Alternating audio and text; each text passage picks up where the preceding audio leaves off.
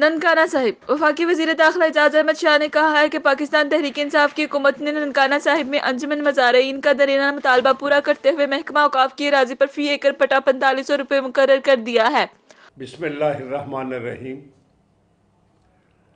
मेरे बुज़ुर्गों, भाइयों, दोस्तों, मैं आज फिर एक दफ़ा ननकाने दी आवाम के सामने हाज़िर खिदमत होया और होया इस वास्ते हाँ कि मैं एक तुहानू खुशखबरी देनी चाहना। तुहानू याद होएगा कि मैं तुहाडे नाल वादा किया सी कि अल्लाह ताला ने अगर मैनू हिम्मत, ताकत और मौका दिता तो मैं तुहाडे ये जिहड़ी बुर्जी दे मामलात ने इन्हां नू ठीक करांगा और जिहड़ा तुहाडा आए दिन झगड़ा रहिंदा है वैक्यू ट्रस्ट के नाल उन्होंने भी प्राइम मिनिस्टर की अप्रूवल के नाल उन्होंने सही करांगा। मैनू अज बहुत खुशी है ये ऐलान करदे आया कि अज साड़ी कैबिनेट मीटिंग सी और प्राइम मिनिस्टर साहब इमरान खान साहब ने मेरी रिक्वेस्ट के उत्ते जिहड़े साडे मामलात सन वो साड़ी रिकमेंडेशन के मुताबिक वो ठीक कर दिते। जिस तरह कि तुहानू मतलब पता है कि बुर्जी के प्रेजिडेंट और जनरल सैकटरी साहब के नाल मिल के असां एक मीटिंग की जिंदे चेयरमैन वैक्यू ट्रस्ट प्रॉपर्टी के वो भी शामिल सन और उत्थे एक फैसला होया, डिस्कशन हुई कि हर साल 1 एकड़ का कितना ठेका होएगा और जिहड़ी साड़ी रिकमेंडेशन सी तुहाडे नाल मशवरे तो बाद वो ये सी कि 4500 रुपया ठेका होएगा, लेकिन वैक्यू ट्रस्ट प्रॉपर्टी वाले उस ठेके नूं नहीं सन मनदे और वो कहंदे सन कि 9500 रुपया होएगा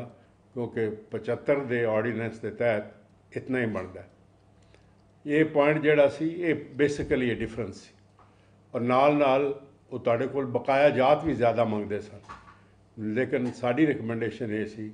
कि 2019 हाड़ी तक यानी कि जून तक वो पुराना जोड़ा ठेका सी 1450 रुपए वो लिया जाए। अज एक कैबिनेट के डिस्कशन हुई, दोवां ने अपना एक मेरी रिकमेंडेशन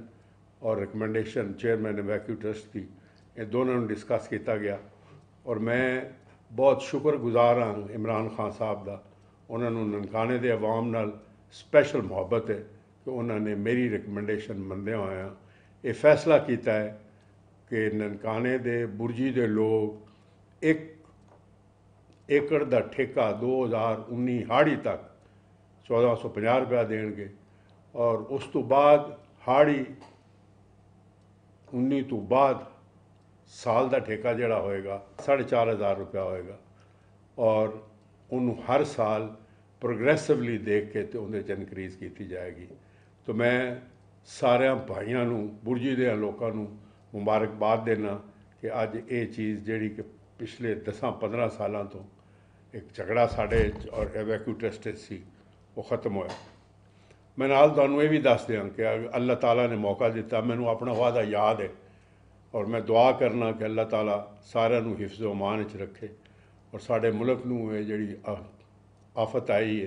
कोरोना दी इहदे तो बचाए और PTI की हुकूमत इंशाअल्लाह ताला 5 साल पूरे करेगी। इस 5 साल पूरा करदे होया मेरा जिहड़ा आखिरी वादा है तुहाडे नाल वो भी कि इस बुर्जी के लोगों नूं